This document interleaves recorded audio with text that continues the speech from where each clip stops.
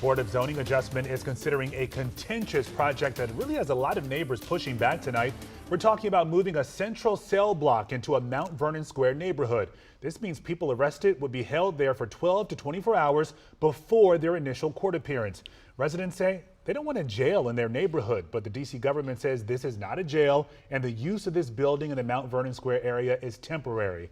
Our Rafael Sanchez Cruz is here now to explain exactly what's happening here. Rafa. Yeah, that's right. So D.C. officials say this is a necessary move to advance with much needed renovations to police headquarters. That's where the central cell block is now. As recent as 2017, 501 New York Avenue Northwest was used to hold arrestees, according to city officials. Now, the building already has 19 holding cells and can hold 38 detainees, but the city's plan is to increase the number of cells to 46 by adding more to the basement.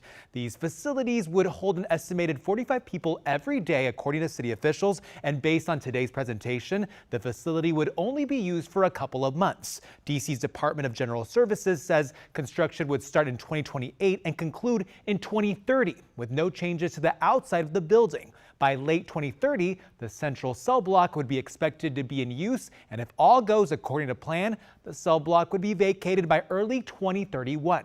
Now, district officials said today that detainees would not be released from this location, and police officers would not use sirens or lights in the area amid concerns from neighbors. Now, members of the No Jail campaign say they feel ignored and don't believe the temporary timeline provided by the city. I'm concerned about the noise. I'm concerned about the carrying on. I'm concerned about traffic. I'm concerned, quite frankly, about police harassment in the neighborhood.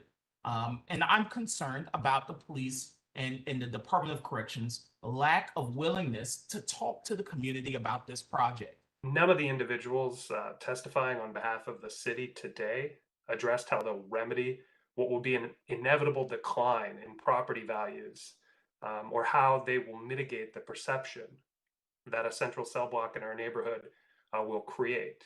Now, this hearing to discuss the issue is still going on right now. The city government will be able to respond to these resident concerns before the project is up for a vote.